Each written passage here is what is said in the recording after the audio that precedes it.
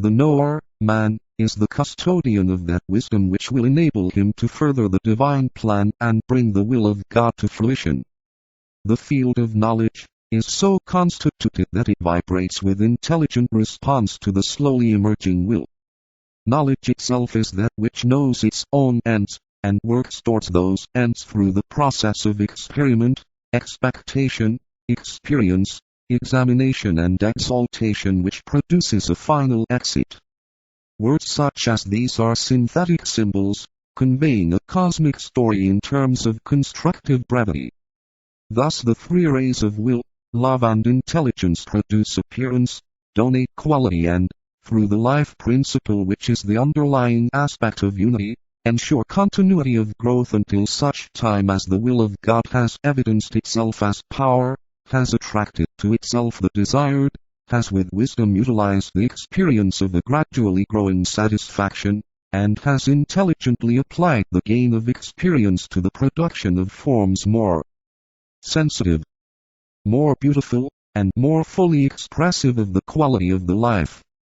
Each of these rays is dual in time and space, though only the second ray is dual when they are regarded from the standpoint of the final abstraction. In their temporary duality can be seen, for each of them, the interplay which we call cause and effect. Ray I, will, dynamically applied, emerges in manifestation as power. Ray II, love, magnetically functioning, produces wisdom. Ray III, intelligence, potentially found in substance, causes activity. The result of the interplay of these three major rays can be seen in the activity of the four minor rays. The secret doctrine speaks of the lords of knowledge and of love, and also of the lords of ceaseless devotion. We might, in order more clearly to understand the mystical significance of these names, point out that the dynamic persistent will of the Logos expresses itself through the lords of ceaseless devotion. Here devotion is not the quality to which I referred earlier in this treatise, but is the persistent directed one-pointed will of God, embodied in a life which is that of the Lord of the first ray. The lords of love and of knowledge are the two great lives who embody, or ensoul the love wisdom, and the creative intelligence aspects of the two major rays. These three are the sum total of all forms or appearances, the givers of all qualities, and the emerging life aspect behind the tangible manifestations. They correspond, in the human family, to the three aspects of personality, soul and monad. The monad is dynamic will or purpose, but remains unrevealed until after the third initiation. The monad is life, the sustaining force, a lord of persevering and ceaseless devotion to the pursuit of a seen and determined objective. The soul is a lord of love and wisdom, whilst the personality is a lord of knowledge and of intelligent activity. This use of terms involves the realization of an achieved goal. It is not true of the present stage as regards expression, for this is the intermediate stage. None are as yet working with full intelligent activity, though someday each will do so. None are as yet manifesting lords of love, but they sense the ideal and are striving towards its expression. None are as yet lords of ceaseless will, and none realize as yet the plan of the monad nor the true goal towards which all are striving. Someday all will. But potentially every human unit is all these three, and someday the appearances which were called personalities, that mask or veil reality, will fully reveal the qualities of deity. When that time comes, the purpose for which all creation waits will burst upon the awakened vision, and we shall know the true meaning of bliss, and why the morning stars sang together. Joy is the strong basic note of our particular solar system. One of the foundational septenate of rays embodies in itself the principle of harmony, and this fourth ray of harmony gives to all forms that which produces beauty and works towards the harmonizing of all effects emanating from the world of causes, which is the world of the three major rays. The ray of beauty, of art and harmony is the producer of the quality of organization through form. It is in the last analysis the ray of mathematical exactitude, and is not the ray of the artist, as so many seem to think. The artist is found on all rays, just as is the engineer or the physician, the homemaker or the musician. I want to make this clear, for there is much misunderstanding on this matter. Each of the great rays has a form of teaching truth to humanity, which is its unique contribution, and in this way develops man by a system or technique which is qualified by the ray quality and is therefore specific and unique. Let me point out to you the modes of this group teaching. Ray I higher expression. The science of statesmanship, of government. Lower expression.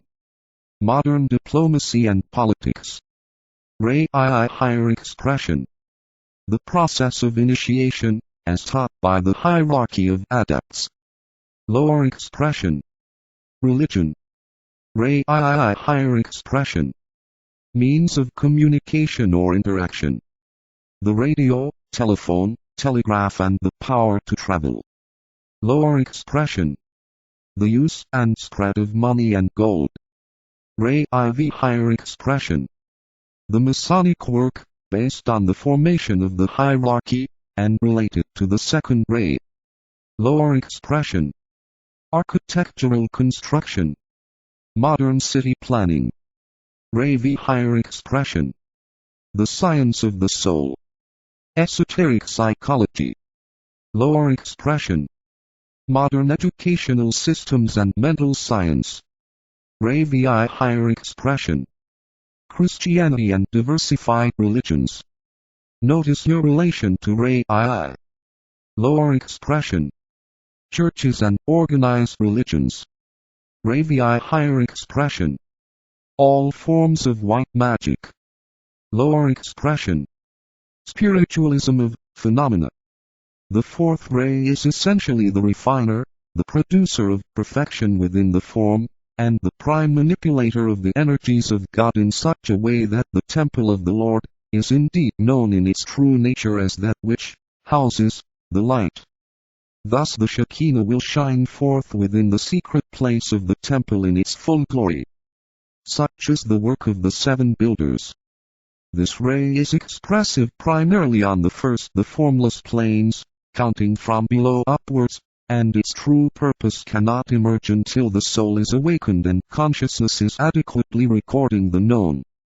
The planes or manifested spheres of expression are influenced in manifestation in a numerical order.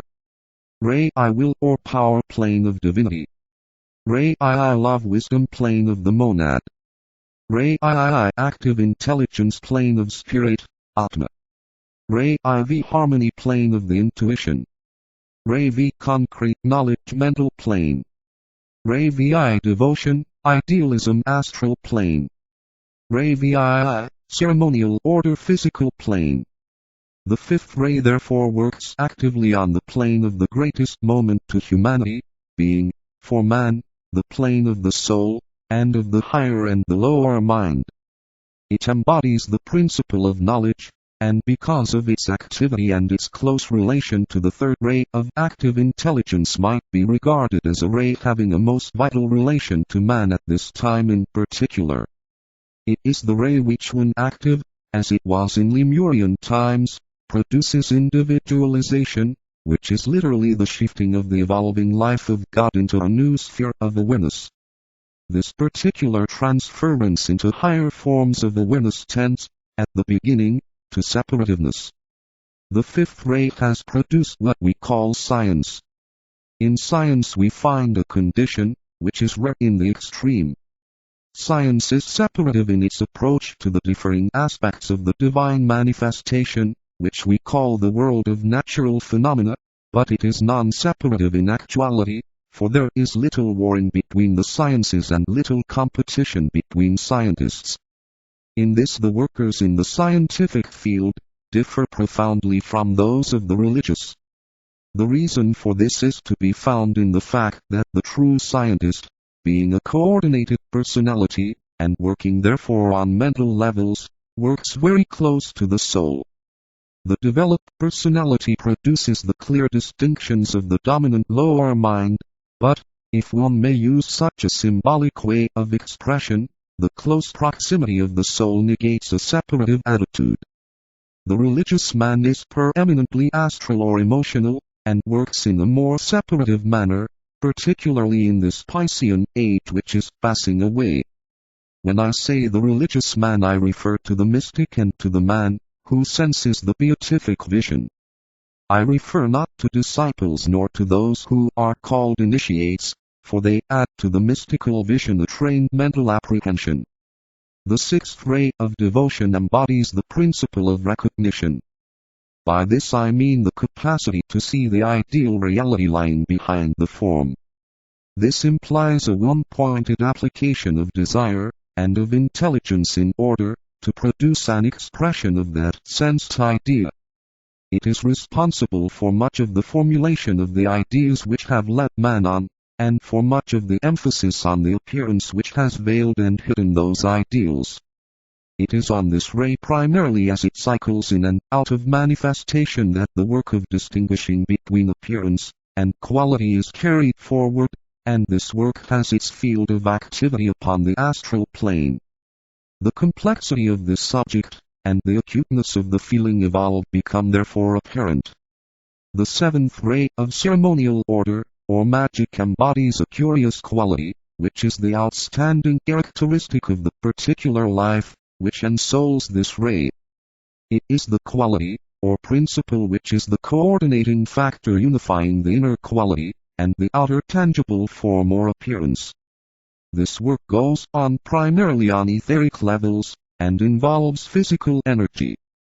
This is the true magical work. I should like to point out that when the fourth ray and the seventh ray come into incarnation together, we shall have a most peculiar period of revelation and of light-bringing. It is said of this time that then, the temple of the Lord will take on an added glory and the builders will rejoice together. This will be the high moment of the Masonic work, spiritually understood. The lost word will then be recovered and uttered for all to hear, and the Master will arise and walk among his builders in the full light of the glory which shines from the east. The spiritualizing of forms might be regarded as the main work of the seventh ray, and it is this principle of fusion, of coordination and of blending which is active on etheric levels every time a soul comes into incarnation and a child is born on earth. The soul is the principle of sentiency, underlying all outer manifestation, pervading all forms, and constituting the consciousness of God Himself. When the soul, immersed in substance, is simply sentiency, it produces through its evolutionary interplay an addition, and we find emerging quality and capacity to react to vibration and to environment. This is the soul, as it expresses itself in all the subhuman kingdoms in nature. When the soul, an expression of sentiency and quality, adds to these the capacity of detached self-awareness, there appears that self-identified entity which we call a human being. When the soul adds to sentiency, quality and self-awareness, the consciousness of the group, then we have identification with the ray group, and there appears the disciple, the initiate and the master.